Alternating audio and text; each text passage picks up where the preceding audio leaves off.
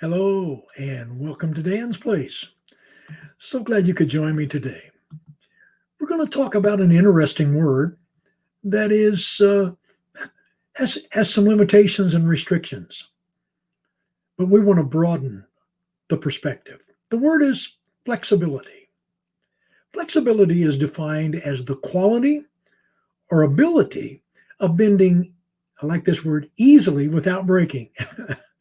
The first thing that comes to mind is the ability to touch your toes without bending your knees. Now, I know that may sound strange to you, but that's one of those things that I have never been able to do, at least without bending my knees. Even though I have exercised, I've been athletic a good part of my life, and I'm flexible in other ways, the proverbial toe touch has been out of my grasp. I admit I'm not as flexible as I should be physically. I'm not even able to scratch the itch on my back successfully without a doorpost or a wall or something that I can lean against. The older I get, the less flexible I am. That's another subject by itself. We won't go there today. But physically stretching is only a small part of being actually flexible. So the question is, how flexible is your mind, your thinking? A reminder right here that the definition of flexibility is bending easily without breaking. You see, in a world that's gone mad, some of that madness can't help but rub off on you. And so we see and hear of how inflexible people really are. Flexibility isn't about acceptance or agreement.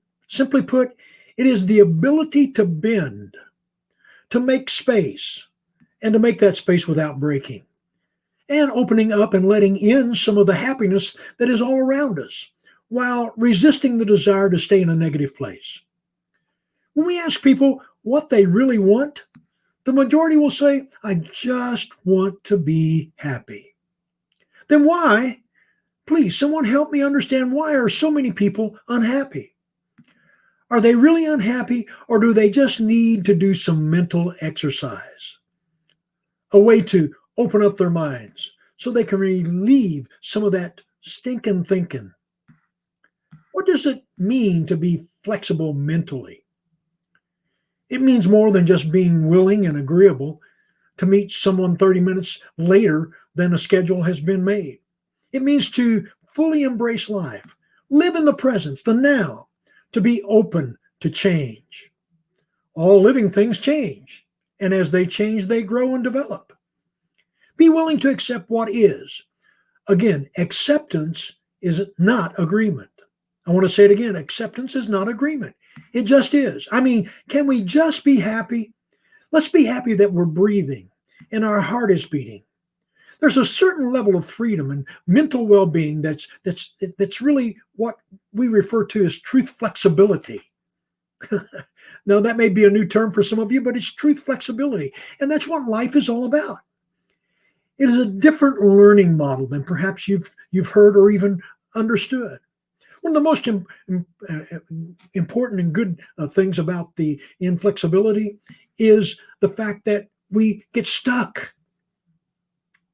So please don't confuse this thought process that I'm proposing to you with accepting everything as it is and thinking all of it is good and all of it is positive. It's not. There is a good and even a bad to everything. You can't have the good without the bad manifesting in some way. And you can't have the bad without the good manifesting in some way. It's perspective. It's what we refer to as the law of cause and effect.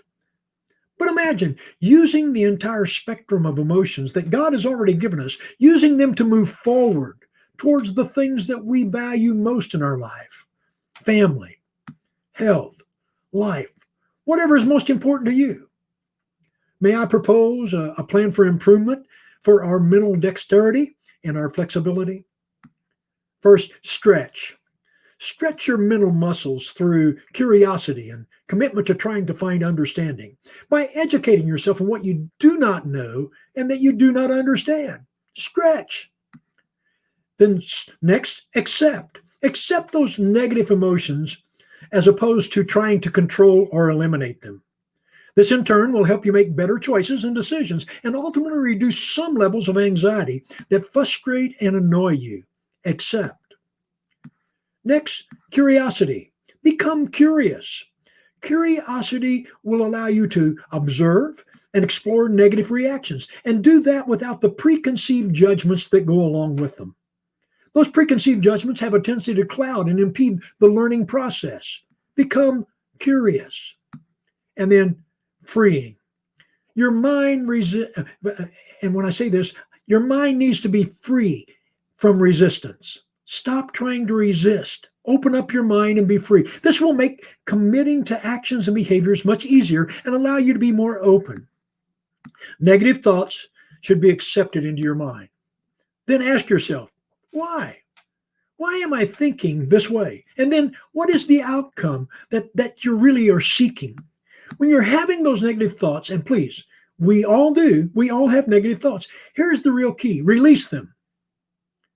This will then make room for more productive, positive thoughts to enter.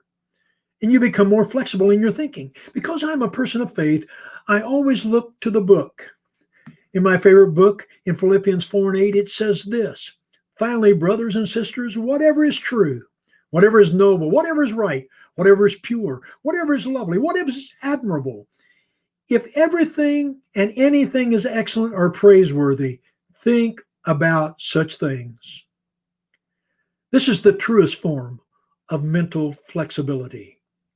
Till the next time, this is Dan Caldwell saying God bless and keep the fire burning.